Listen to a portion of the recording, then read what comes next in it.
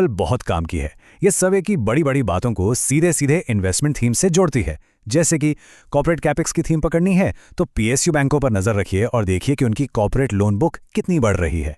इंडिस्पेंसिबिलिटी वाली थीम के लिए डिफेंस की सरकारी कंपनियां और इलेक्ट्रॉनिक्स मैन्युफैक्चरिंग वाली कंपनियां जरूरी हैं। हाउसिंग और इंफ्रा के लिए बड़ी सीमेंट कंपनियों पर फोकस करें और ग्रीन एनर्जी के लिए पीएफसी और आरईसी जैसी पावर फाइनेंस कंपनियों पर ध्यान दें।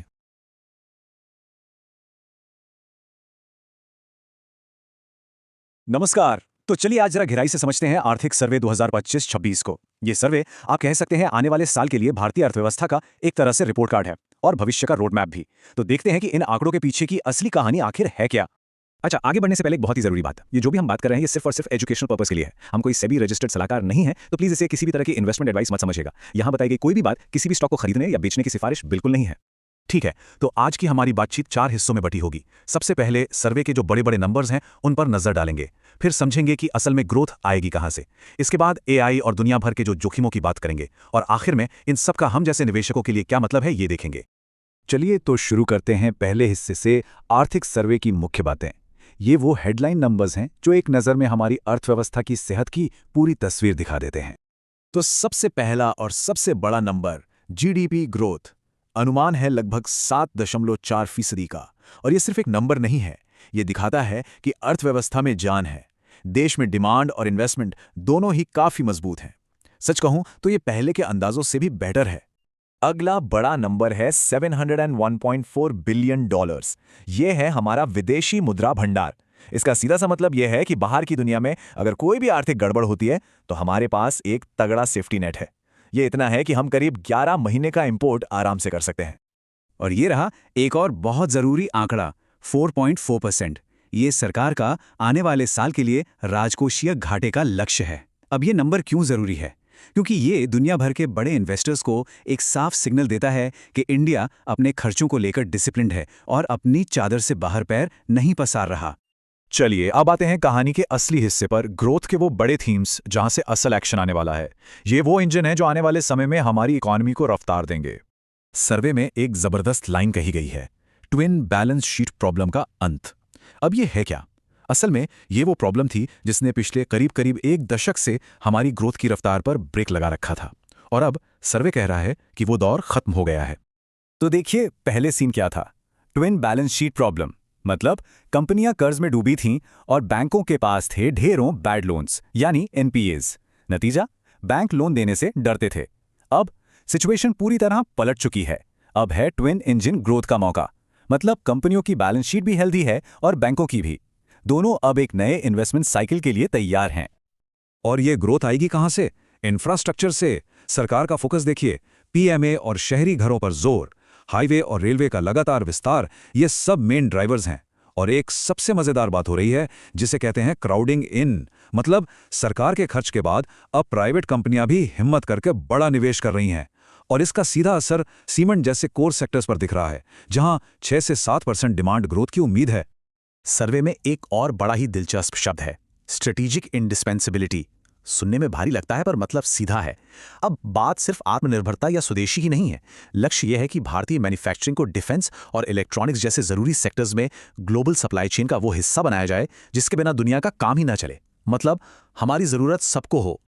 तो अब तक तो कहानी काफी अच्छी लग रही है ना? लेकिन हर कहानी में कुछ ट्विस्ट्स तो होते ही हैं। सर्वे सिर्फ अच्छी बातें ही नहीं बल्कि कुछ चेतावनियों पर भी रोशनी डालता है। तो चलिए अब उन चुनौतियों और जोखिमों को समझते हैं जिनके लिए हमें तैयार रहना होगा।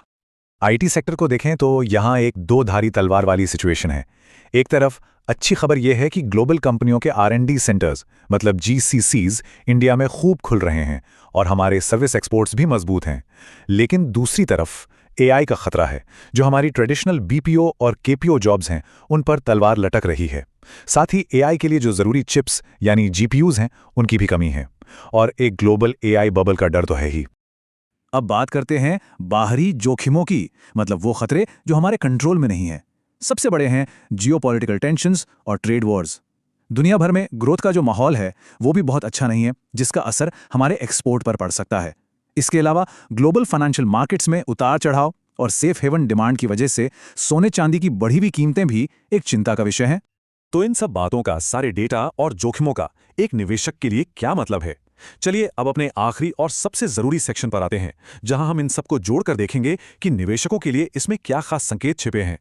ये टेबल बहुत काम की है। ये सर्वे की बड़ी बड़ी बातों को सीधे सीधे इन्वेस्टमेंट थीम से जोड़ती है। जैसे कि कॉर्पोरेट कैपेक्स की थीम पकड़नी है तो पीएसयू बैंकों पर नजर रखिए और देखिए कि उनकी कॉर्पोरेट लोन बुक कितनी बढ़ रही है। इंडिस्पेंसिबिलिटी वाली थीम के लिए डिफेंस की सरकारी कंपनियां और इलेक्ट्रॉनिक्स मैन्युफैक्चरिंग वाली कंपनियां जरूरी हैं। हाउसिंग और इंफ्रा के लिए बड़ी सीमेंट कंपनियों पर फोकस करें और ग्रीन एनर्जी के लिए पीएफसी और आरईसी जैसी पावर फाइनेंस कंपनियों पर ध्यान दें। और बैंकिंग सेक्टर की हेल्थ का सबसे बड़ा सबूत ये चार्ट है। देखिए, बैंकों के जो बैड लोन्स हैं, ग्रॉस एनपीए, वो कुछ साल पहले कहाँ थे और आज कहाँ। सिर्फ 2.2% के ऐतिहासिक निचले स्तर पर। ये एक बहुत बहुत बड़ा पॉजिटिव है जो पूरे सिस्टम को मजबूती देता है। तो सवाल उठता है कि ये पूरा इकोनॉमिक सर्वे आने वाले यूनियन बजट के लिए क्या इशारे कर रहा है, क्योंकि ये सर्वे ही आने वाले बजट के लिए एक तरह से स्टेज सेट करता है। ये फाइनल टेबल सब कुछ समेट देती है। सर्वे का सिग्नल क्या है और उससे बजट में क्या उम्मीद की जा सकती है। बैंकिंग के लिए सिग्नल पॉजिटिव है, तो शायद सरकार को और पैसा डालने की जरूरत ना पड़े। सीमेंट इंफ्रा में मजबूत डिमांड का सिग्नल है, तो बजट में इस पर बड़ा खर्च देखने को मिल सकता है। आईटी में एआई का खतरा है, तो शायद आरएनडी और स्किलिंग के लिए कुछ इंसेंटिव मिले। और डिफेंस में इंडिस्पेंसिबिलिटी का सिग्नल है, तो बजट में बढ़ोतरी की पूरी संभावना है। और हमेशा की तरह एक बात हमेशा याद रखनी है, अनुशासन के साथ ट्रेड करें। तो अगर ये पूरी बातचीत, ये एनालिसिस आपको पसंद आया हो तो इस वीडियो को लाइक और चैनल को सब्सक्राइब करना मत भूलिएगा। और हाँ, अपने सवाल कमेंट्स में जरूर पूछें। डिस्क्रिप्शन में हमारे free WhatsApp group wish 100 crore का लिंक भी है, आप चाहें तो वहां भी जुड़कर चर्चा कर सकते हैं। बहुत बहुत शुक्रिया ये सब देखने और सुनने के लिए। आपके जो भी स्टॉक से जुड़े सवाल हैं उन्हें कमेंट्स में डाल दीजिए। हम पूरी कोशिश करेंगे कि जल्द से जल्द जवाब दें।